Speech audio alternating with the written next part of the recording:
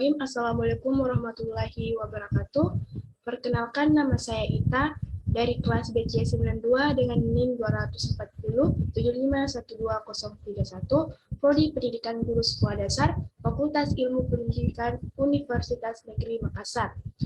Adapun tujuan video ini dibuat yaitu untuk memenuhi tugas akhir dari mata kuliah profesi keguruan.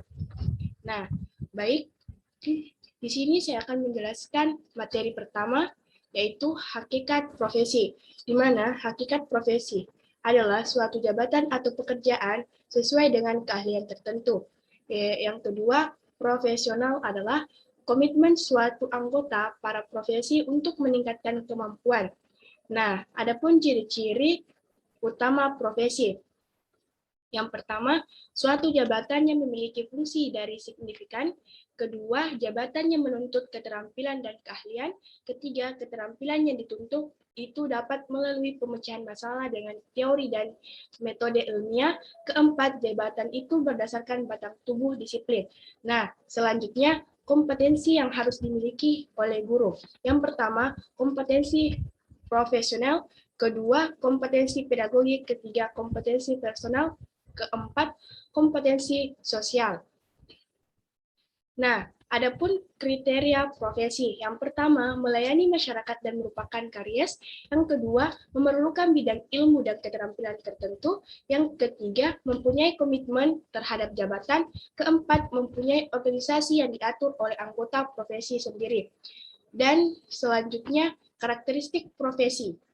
Menurut Mukhtar Lutfi, profesi harus memiliki keahlian khusus. Kedua, profesi dipilih karena panggilan hidup dan dijalani sepenuh hati.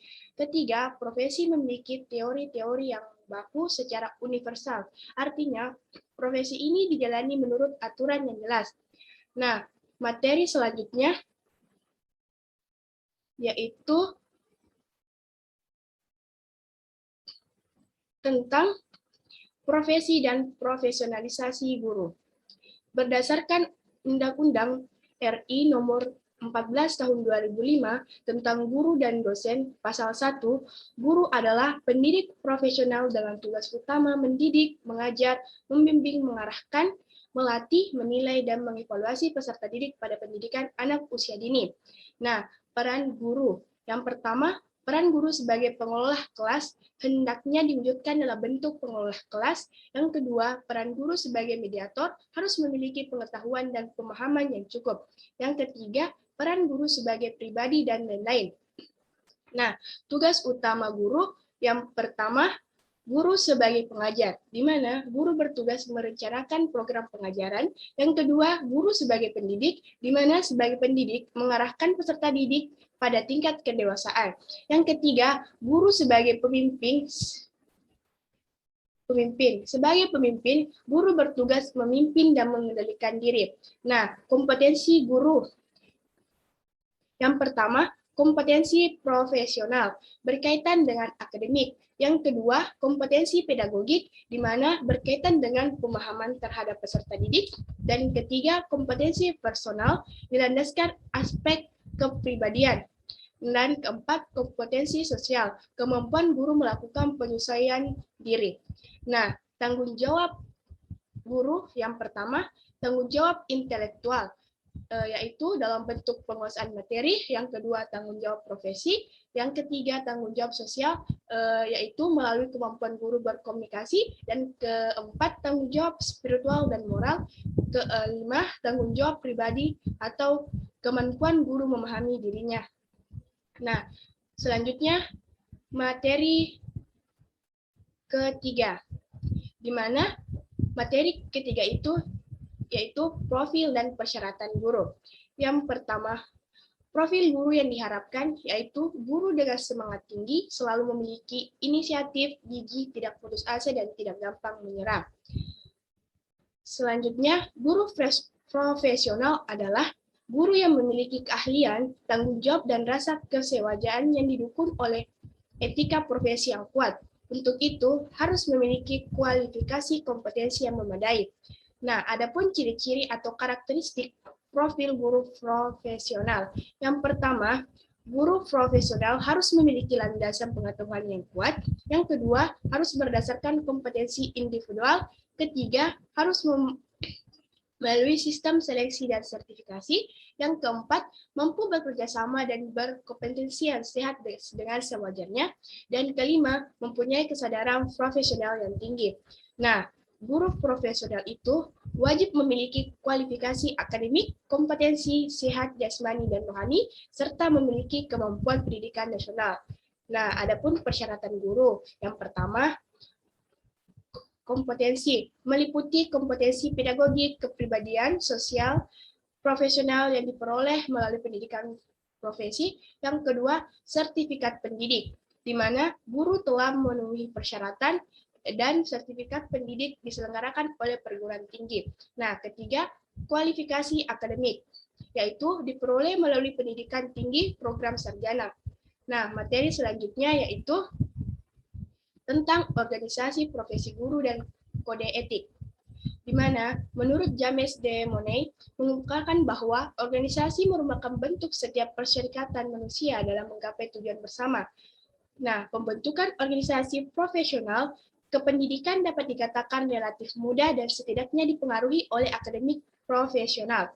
Nah, adapun tujuan organisasi merealisasikan keinginan atau harapan dan cita-cita bersama para anggota organisasi. Nah, materi selanjutnya itu kode etik. Nah, kode etik adalah sistem norma, nilai, dan aturan profesional tertulis yang secara tegas menyatakan apa yang benar dan baik.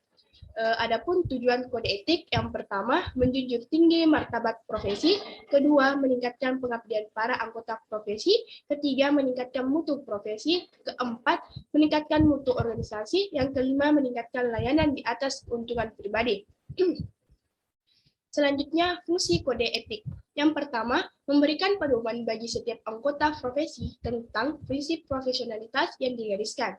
Yang kedua, sebagai sarana kontrol sosial bagi masyarakat atas profesi yang bersangkutan. Nah, guru membentuk organisasi profesi yang bersifat independen dan berfungsi untuk memajukan profesi, meningkatkan kompetensi, karir, wawasan, pendidik, dan pelindung profesi. Baik, materi selanjutnya yaitu tentang dinamika perubahan dan tantangan profesi keguruan. Secara teoritis, istilah guru dan pendidik dibedakan. Istilah pendidik dipakai dalam pengertian yang lebih luas. Tantangannya yaitu keterbatasan waktu dan dalam memenuhi kurikulum yang berstandar tinggi, keterbatasan pelatihan pendidikan yang secara ketat berfokus pada penguasaan literasi. Nah, persyaratan guru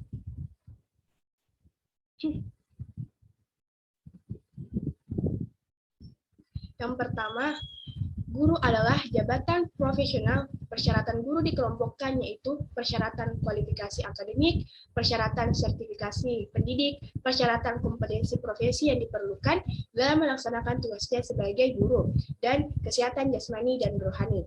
Citra guru. Citra guru adalah citra lama yang harus diubah. Guru adalah profesi yang membentuk persyaratan khusus dan pengabdian. Adapun masalah yang dihadapi profesi keguruan, yaitu rendahnya profesionalisme guru.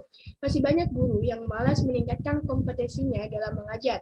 Guru merasa sudah cukup dengan gelar sarjana yang dimiliki dan merasa sudah mampu mengajar sehingga tidak perlu lagi mengikuti pelatihan. Nah, materi selanjutnya yaitu penilaian kinerja guru. Penilaian kinerja guru merupakan penilaian yang dilakukan terhadap setiap butir-butir kegiatan tugas utama guru dalam rangka pembinaan karir, kepangkatan, dan jabatan.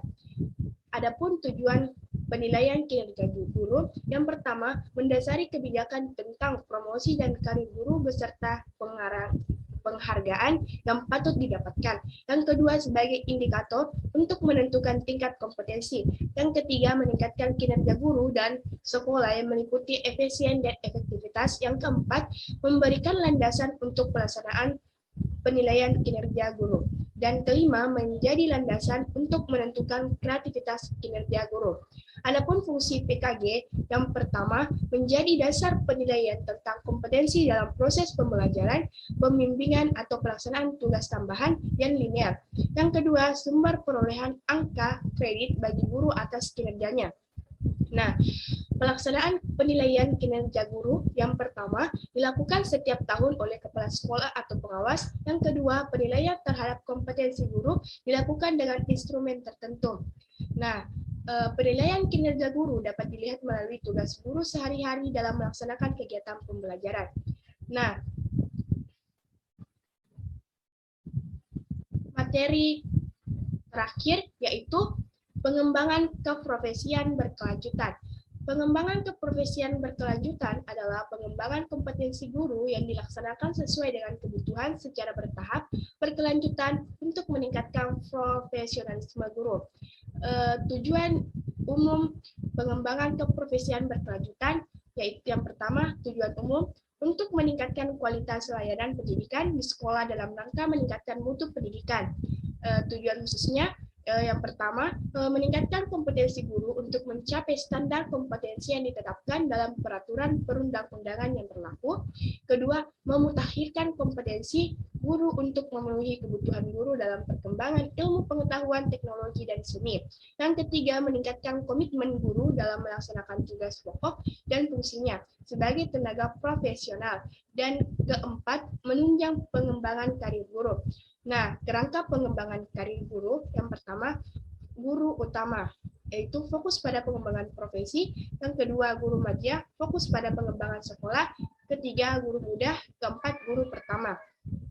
Jenis kegiatan yang pertama, pengembangan diri, yaitu diklat fungsional. Dua, kegiatan kolektif guru. Kedua, publikasi ilmiah, yaitu presentasi pada forum ilmiah. Yang kedua, publikasi ilmiah atas hasil penelitian. Nah, ketiga, karya inovatif, menentukan teknologi tepat guna. Kedua, menentukan karya seni. Ketiga, memodifikasi pelajaran atau alat peraga. Pengembangan keprofesian berkelanjutan dilaksanakan agar guru dapat memelihara, meningkatkan, dan memperluas pengetahuan dan keterampilannya untuk melaksanakan proses pembelajaran secara profesional. Sekian materi dari saya. Wassalamualaikum warahmatullahi wabarakatuh.